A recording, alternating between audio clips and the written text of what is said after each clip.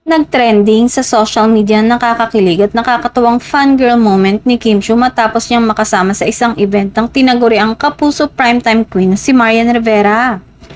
Agad itong umani ng atensyon mula sa netizens, lalo na sa mga fans ng dalawang aktres na matagal nang umaasam ng kanilang pagsasama sa iisang proyekto. Sa kanyang ex-post, ibinahagi ni Kim ang isang maikling video kung saan makikitang magkatabi sila ni Marian sa entablado para sa isang photo opportunity.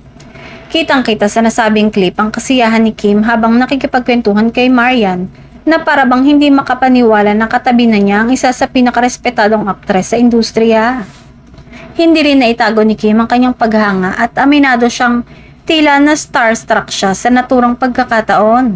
Sa kanyang caption, sabi niya, "Organic encounter with one and only Miss Marian Rivera," na lalong nagpakilig sa kanyang mga tagahanga.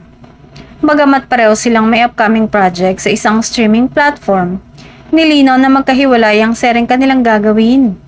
Gayunpaman, hindi nito napigilan ng fans na umasa at mangarap ng isang posibleng collaboration sa hinaharap.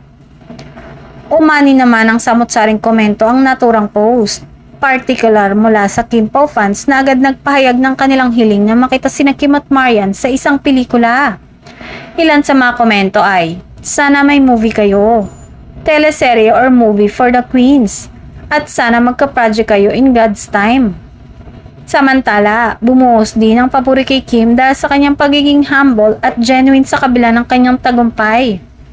Marami ang humanga sa kanyang pagiging totoo at magalang, na lalong nagpatibay sa kanyang image na hindi nakakalimot magpakita ng respeto at paghanga sa kapwa artista.